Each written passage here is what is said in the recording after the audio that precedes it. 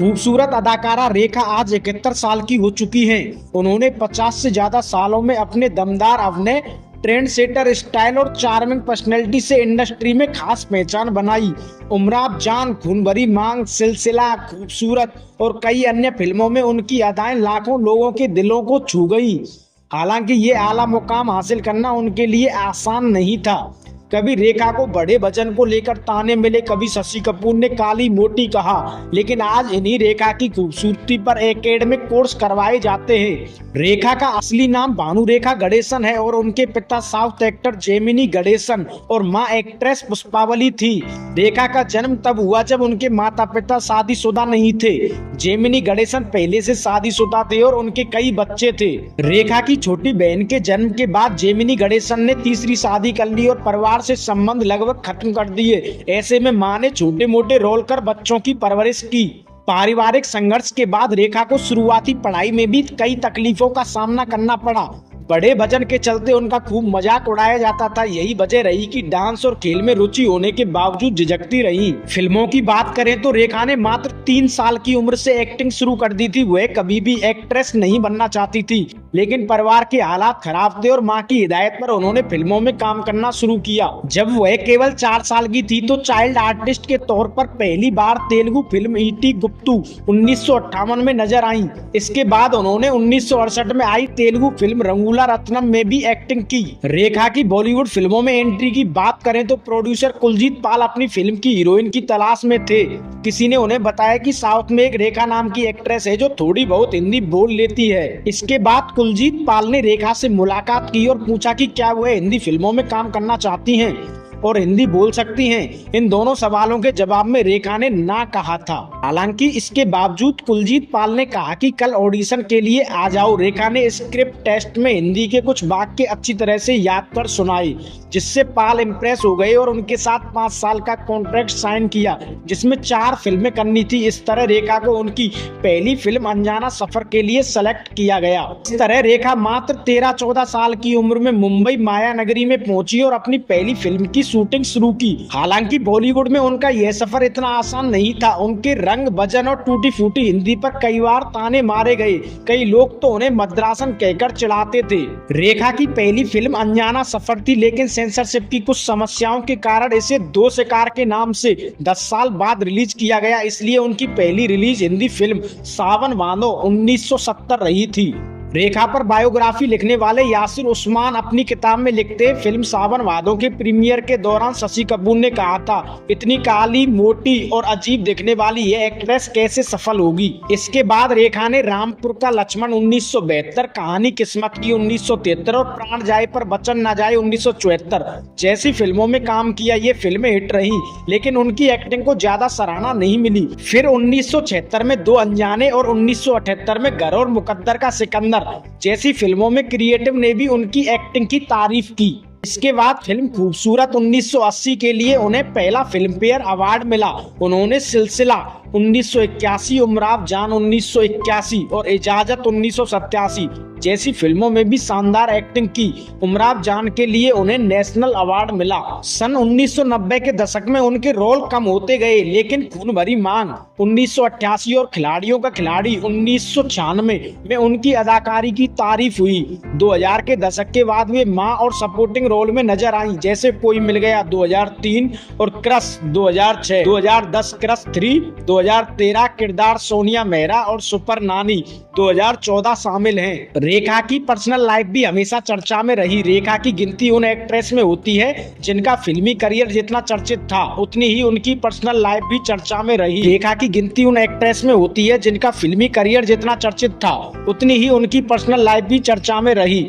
1971 में रेखा को फिल्म एक बेचारा में जितेंद्र के साथ साइन किया गया। जितेंद्र उस वक्त कुंवारे थे और अपनी लोकप्रियता के चरम पर थे। दोनों के अफेयर की खबरें सामने आई। शिमला में शूटिंग के दौरान दोनों के बीच नजदीकियां बढ़ी और मुंबई लौटने के बाद यह रिश्ता और गहरा गया। फिल्म एक बेचारा की कामयाबी के बाद दोनों ने फिल्म अनोखी अदा भी साइन की, लेकिन कहानी में मोड़ तब आया जब रेखा को पता चला कि जितेंद्र की पहले से एक गर्लफ्रेंड शोभा है। रेखा के लिए यह एक झटका था। दिल दिल टूटने के बाद उन्हें एहसास हुआ कि जितेंद्र के लिए यह रिश्ता सिर्फ एक टाइम पास था। फिल्म की शूटिंग के दौरान उनके झगड़े इतने बढ़ गए कि सेट पर सबके सामने बातें होने लगी।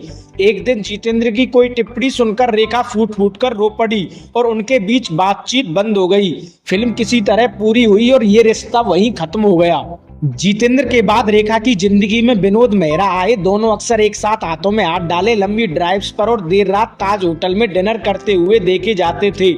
रेखा प्यार से उन्हें बिन बिन बुलाती थी। रेखा के लिए विनोद मेहरा वह इंसान थे जिन्होंने उन्हें बिना शर्त के चाहा था। उन्होंने रेखा के विवादों और मीडिया की नकारात्मक छवि के बावजूद उनका साथ दिया, लेकिन विनोद की मां कमला दोनों के रिश्ते के खिलाफ थी। उनके लिए रेखा खराब पास्ट और सेक्स मैनिएक की छवि वाली एक बदनाम अभिनेत्री थी जो बहू बनाने लायक नहीं थी। ये बात खुद रेखा ने रेखा द अनटोल्ड स्टोरी में कही थी। बुक में राइटर यासिर उस्मान ने लिखा, रेखा ने विनोद की मां का दिल जीतने की कई बार कोशिश की। वह विनोद के घर जाकर उनकी मां के लिए फिशकरी बनाती, बहन के साथ वक्त बिताती, लेकिन कमला ने उन्हें नहीं अपनाया। कुछ महीनों बाद विनोद ने मां की मर्जी के खिलाफ गुपचुप तरीके से रेखा से शादी कर ली। शादी कलकत्ता के एक मंदिर में हुई, पर जब वे मुंबई लौटे और रेखा ने सास के पैर छूने की कोशिश की तो कमला ने उन्हें धक्का देकर घर में घुसने से रोक दिया। रेखा अपमानित होकर रोती हुई वहां से चली गई।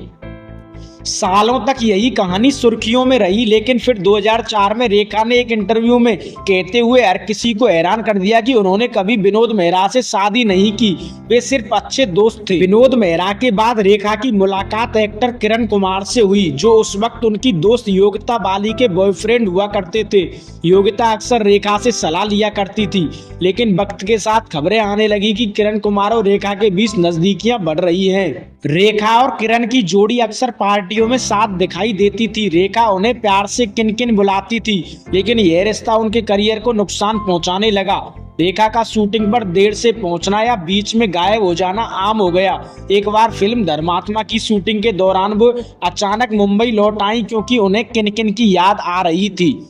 प्रोड्यूसर और डायरेक्टर उनके गैर पेशेवर रवैये से परेशान रहने लगे। वहीं किरण के पिता और दिग्गज अभिनेता जीवन इस रिश्ते के खिलाफ थे। उन्हें लगता था कि रेखा जैसी विवादित बैकग्राउंड वाली महिला उनके घर की बहू नहीं बन सकती। किरण ने भी अपने पिता के आगे झुकने का फैसला किया और रेखा से दूरी बना ली। जया को रेखा प्यार से दीदी भाई कहती थी। रेखा ने अपनी शुरुआती की कुछ फिल्मों में सफलता के बाद 1972 में मुंबई में अपना फ्लैट खरीदा। इससे पहले तक वो सिर्फ शूटिंग के लिए मुंबई आती थी और होटल में ठहरती थी। अमिताभ और रेखा ने पहली बार फिल्म दो अनजाने में स्क्रीन शेयर की थी। फिल्म की शूटिंग के दौरान अमिताभ की पंक्चुअलिटी और प्रोफेशनलिज्म से रेखा प्रभावित हुई। रेखा ने पहली बार गंभीरता से अपने रोल को समझना शुरू किया और समय पर सेट पर आने लगी और साथ ही भाषा, एक्टिंग और अपनी फिजिक पर खास तवज्जो देने लगी। इस समय उन्होंने खूब वजन घटाया। उन्होंने लंदन में मेकअप कोर्स किया और मीना कुमारी के मेकअप आर्टिस्ट रामदादा को भी हायर किया। फिल्म दो अनजाने का एक हिस्सा कोलकाता में शूट हुआ, जहां रेखा और अमिताभ अक्सर फ्लोरिज्म टी रूम पर जाते, पार्क स्ट्रीट पर घूमते और खाने पीने के लिए बाहर जाते। इस दौरान रेखा और अमिताभ के कथित रिश्तों की खबरें मीडिया में आने लगी। इस समय दोनों ने अलाप, खून पसीना जैसी फिल्म की। रेखा और अमिताभ की रियल लाइफ रोमांस की अफवाहों ने उनकी ऑन स्क्रीन केमिस्ट्री को और भी दिलचस्प बना दिया। ठीक इसी समय रेखा की फिल्म घर रिलीज हुई, जिसमें उनके को स्टार उनके कथित एक्स बॉयफ्रेंड विनोद मेहरा थे। रेखा ने अपनी बायोग्राफी में बताया कि उन्होंने विनोद के साथ रोमांटिक सीन इतने प्रभावशाली ढंग से इसलिए किया क्योंकि उस समय वे अपने दिमाग में अमिताभ की कल्पना करती थी। इसी दौरान फिल्म मुकद्दर का सिकंदर 1978 में रेखा ने जोराबाई नामक एक वेश्या का किरदार निभाया। हालांकि वे फिल्म में लीड रोल में नहीं थी, फिर भी अमिताभ बच्चन के साथ उनकी केमिस्ट्री दर्शकों को सिनेमा घरों तक खींच लाई। रेखा ने बताया था कि फिल्म मुकद्दर का सिकंदर के ट्रायल शो के दौरान उन्होंने जया बच्चन को उनके और अमिताभ के लव सीन देखकर रोते हुए देखा। मीडिया में अफवाहें फैल गईं कि जया ने अमिताभ पर रेखा के साथ काम न करने का दबाव डाला। रेखा ने फिल्म फेयर को दिए इंटरव्यू में खुलकर इस बात का जिक्र किया। उन्होंने बताया कि अमिताभ ने उन्हें 2 अंगूठियां दी थी जिन्हें वह हमेशा पहनती थी। जब अमिताभ ने उनके साथ काम करना बंद कर दिया तो रेखा ने उन अंगूठियों को लौटाकर उनके साथ अपना रिश्ता खत्म कर दिया। 1982 से 83 में फिल्म कुली की शूटिंग के दौरान अमिताभ बच्चन गंभीर रूप से घायल हो गए। उनकी बेंगलोर में इमरजेंसी सर्जरी हुई, फिर मुंबई में ब्रीच कैंडी अस्पताल में भर्ती कराया गया। एक जाहिर कारण के चलते जया नहीं चाहती थी कि रेखा अस्पताल आए, जबकि उस समय इंदिरा गांधी भी उनसे मिलने पहुंची थी। समय रिपोर्ट्स ये रही कि रेखा ने फिल्म मेकर प्रकाश मेहरा से विनती की वो जया को उनके अस्पताल आने के लिए मनाए, लेकिन नतीजे निराशाजनक रहे। मूवी नाम की मैगजीन के अनुसार अमिताभ को एक नजर देखने भर के लिए रेखा एक रोज तड़के सुबह अस्पताल पहुंच गई। ना चेहरे पर कोई मेकअप था, ना कोई साज सज्जा। वो अस्पताल आ गई तो जया को भी मानना पड़ा, लेकिन रेखा ने इस समय मर्यादा बनाए रखी और कमरे में ना जाते हुए सिर्फ चंद सेकंड कमरे के दरवाजे के बाहर खड़े रहकर मौन प्रार्थना की और लौट गई। खबरें ये भी रही रेखा इस समय बेहद धार्मिक हो गई। उन्होंने महाकालेश्वर जप करवाया और नंगे पांव तिरुपति मंदिर के दर्शन किए। अमिताभ लंबे इलाज के बाद रिकवर करने लगे, लेकिन इस बीच उन्होंने पत्नी जया को अपने ज्यादा नजदीक पाया। उस समय गॉसिप मैगजीन में यह भी छपा कि पत्नी के लिए अमिताभ खुद नहीं चाहते थे कि रेखा उनके आसपास रहे। रेखा ने फिल्म फेयर को दिए इंटरव्यू में अमिताभ के साथ रिश्ते को लेकर कहा था, उन्होंने ऐसा अपनी इमेज, परिवार और बच्चों की सुरक्षा के लिए किया। जनता को क्यों पता होना चाहिए कि मैं उन्हें प्यार करती हूँ या वह मुझे प्यार करते हैं। मैं उन्हें प्यार करती हूँ और वह मुझे, बस इतना ही। इस तरह रेखा की जिंदगी से अमिताभ भी दूर हो गए। फिर रेखा की जिंदगी में मुकेश अग्रवाल एक फैन के रूप में नई उम्मीद बनकर आए, जिनसे 1990 में रेखा ने शादी की। दरअसल मुकेश अग्रवाल का उठना बैठना फिल्मी हस्तियों के साथ था। वो अक्सर बड़े बड़े फिल्मी सितारों से मिलने की लालसा रखते थे, जिसमें रेखा का नाम भी शामिल था। एक रोज फैशन डिजाइनर बीना रमानी ने रेखा से कहा कि दिल्ली में उनका एक दीवाना फैन मुकेश अग्रवाल है। रेखा ने पहले बात करने से इनकार किया, लेकिन बाद में खुद मुकेश को फोन किया। धीरे धीरे दोनों में बातें बढ़ी और फिर मुलाकातें भी होने लगी। मुकेश रेखा की सुंदरता और आवाज के दीवाने हो गए, वहीं रेखा को उनकी सादगी और ईमानदारी ने आकर्षित किया। कुछ ही हफ्तों में 4 मार्च 1990 को दोनों ने अचानक मुंबई के एक मंदिर में शादी कर ली। शुरुआत में सब कुछ परफेक्ट लग रहा था। दोनों हनीमून के लिए लंदन गए, लेकिन कुछ ही दिनों में रेखा को एहसास हुआ कि मुकेश बहुत अलग इंसान है। वे डिप्रेशन से जूझ रहे थे और कई दवाइयां लेते थे। इसके बावजूद रेखा ने शादी को सफल बनाने की कोशिश की। बिजनेस घाटे में जाने से मुकेश और ज्यादा परेशान रहने लगे, जिससे दोनों में खूब झगड़े होते। रेखा ने उनसे दूरी बनानी शुरू कर दी और मुंबई लौट आई। मुकेश रेखा से मिलने की कोशिशें करते रहे, पर रेखा ने उनसे बात करना बंद कर दिया। उनके लिए यह रिश्ता अब खत्म हो चुका था। 10 सितंबर 1990 को जब मुकेश ने रेखा को फोन किया तो दोनों ने बात की और आपसी सहमति से तलाक लेने का निर्णय लिया। शादी को सिर्फ 6 महीने ही हुए थे। 26 सितंबर को रेखा एक स्टेज शो के लिए अमेरिका चली गई और मुकेश ने 2 अक्टूबर 1990 को अपने फार्म हाउस में जाकर फांसी लगा ली। रेखा न्यूयॉर्क में थी, तभी उन्हें मुकेश की मौत की खबर मिली। वह उनके अंतिम संस्कार में भी शामिल नहीं हुई। मुकेश की सुसाइड की खबर मीडिया में सनसनीखेज तरीके से छपी। जाहिर तौर पर लोगों ने रेखा को दोषी ठहराया। उनके पोस्टर काले किए, कुछ जगहों पर गोबर तक फेंका गया।